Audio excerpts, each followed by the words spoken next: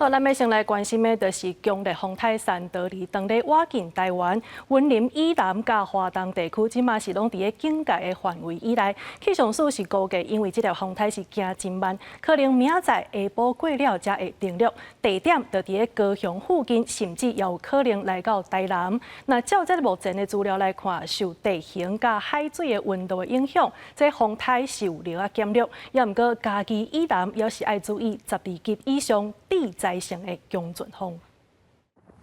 受风台暴风圈影响的小琉球，靠强阵风大雨落袂煞，市区道路一片路苍苍，大型也将废弃物撒到河边。现在马路已经被一些漂流木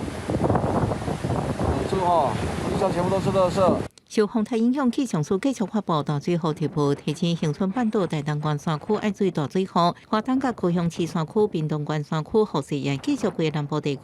风雨会愈来愈明显。山头风台过去6点钟，甩速度正慢，中心伫高雄南西风的海面，向北东800东，暴风圈已经卡到恒春半岛、屏东、大东甲高雄陆地，对中华以南造成危险。毋过，缺少导引的气流之下，速度比预期较慢。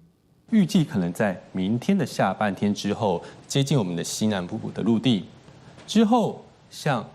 偏北的方向，向偏东北的方向，逐渐的有可能远离台湾。在它登陆我们西南部沿海陆地的时候，是不是还有可能在偏北或偏南一点点？这都是我们在持续密切观察的。风台停落前后，全台注意强风大水雨，尤其接近风台中心，继续大水雨等级以上落雨。中部山区、东北部山区落雨也正大，拜四北部局部大水雨，风力依然正强。有5到拜5，才有机会解除海陆风台警报。学者认为，目前资料显示，风台停落了后，前景减弱，有机通过台湾伫东北边出海了后，可能减弱做热带性低气压，也未甲东北风产生强烈效应，对北部地区按比较影响比预期较细。登陆那一瞬间的可能12小时，它强度是最强的时候。后续那个北方的这些冷空气去破坏台风的程度，还有我们台湾地形对它